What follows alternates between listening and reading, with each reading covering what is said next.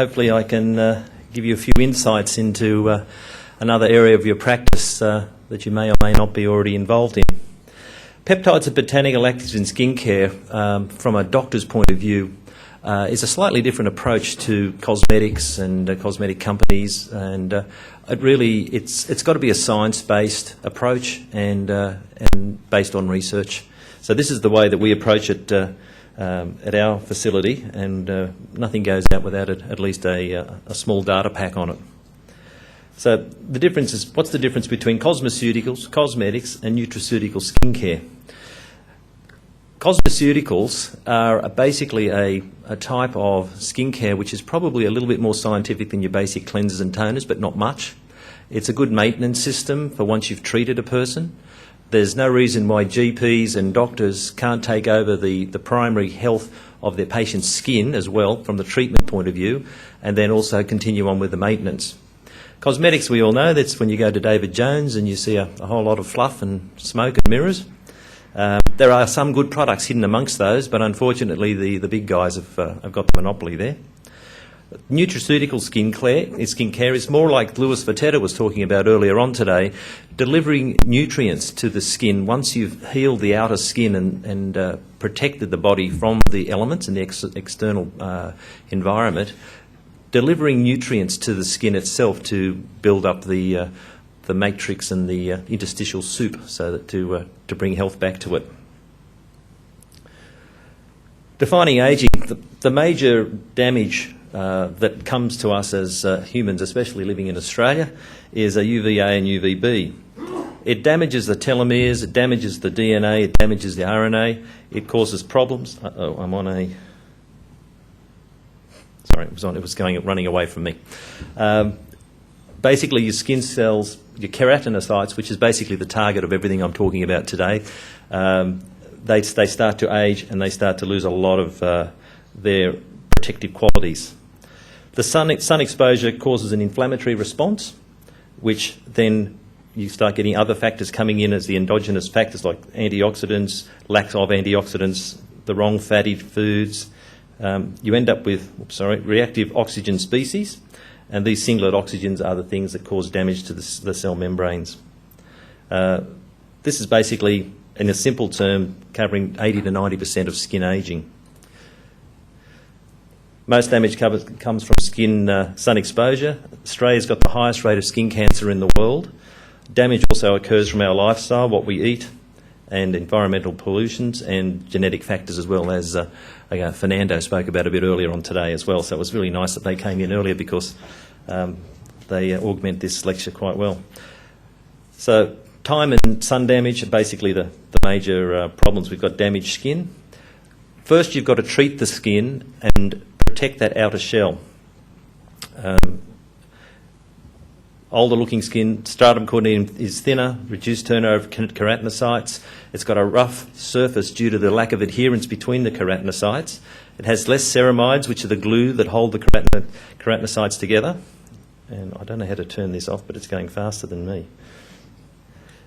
There's more transdermal water loss, less collagen and elastin in the subdermis. So this is what we've got to prepare. And by just preparing and fixing the stratum corneum and reducing that epidermal loss and increasing the protection, the skin is an amazing thing, and it'll do most of its own repair itself. The difference between a healthy skin and an aged skin, as you can see, you've got the healthy skin has very tightly packed keratinocytes and a nice smooth lower layer with lots of cell adhesive. The aged skin actually has folds coming into it because it's losing its elasticity, so it's unable to hold its structure, hence a wrinkle. Slow turnover in the keratinocytes in the aged skin, less adhesion, less ceramides and increased water loss, less collagen. This is basically repeating itself, but it's the same theory over and over. If we can actually fix this type of skin damage reasonably easily. Healthy skin has all of these things in place. Again, similar sort of thing. The stratum corneum is the key to the whole issue. If you can keep that stratum corneum intact, you're halfway there to skin repair. Healthy keratinocytes, they have proteins which, if I've got a pointer here, the proteins on the surface, they've got proteins for microbial defence, they've got adhesive ceramides and growth factors. They're quite a healthy, plump, well-constituted, functioning cell. The actual ceramides themselves are intact and keeping the whole process moving. And you have a good turnover of cells, which is also very, very important. As we age the turnover of cells, this is an ageing older cell now, these particular cells, they have reduced defences, so they're open for attack from the outside world. Their growth factors are reduced, the intracellular attachment protein is reduced, and ceramides. And they don't adhere very well, they give a rough outer finish. These are the different layers. Again, when we're talking about the repair that I'm talking about now, we're only really talking about the stratum corneum. We're trying to repair this and get rid of the ageing skin.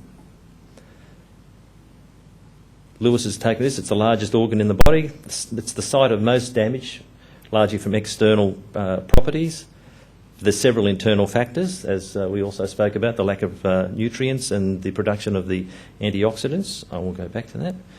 Ageing is normal, and repair and reducing the ageing process is medically achievable.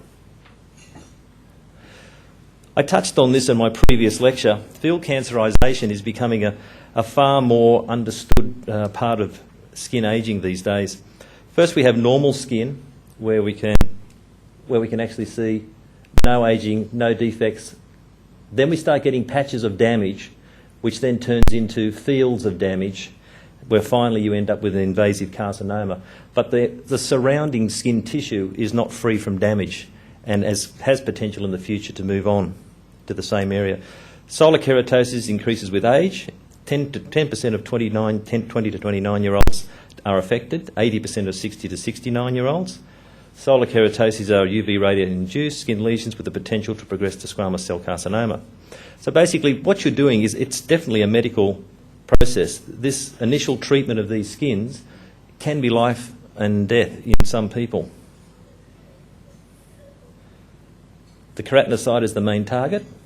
The way we do it, you've got to get rid of the old. You can't, as Lewis said earlier, you cannot repair the dead old keratinocyte. So you've got to get rid of that. You've got to increase the health of the new ones. We use washes, AHAs, antioxidant sunscreens in a protection of the new healthy skin cells that are coming through. A thicker, more intact epidermis will naturally reduce the water loss. It's a natural UV protection, and it stimulates the subdermis. And once the subdermis is re-stimulated, and I apologise for not being able to drive my slideshow here, once the subdermis is stimulated, it will naturally start to produce components and cell components for the production of collagen and elastin. The washing and the cleansing, the interface of genetics and environment.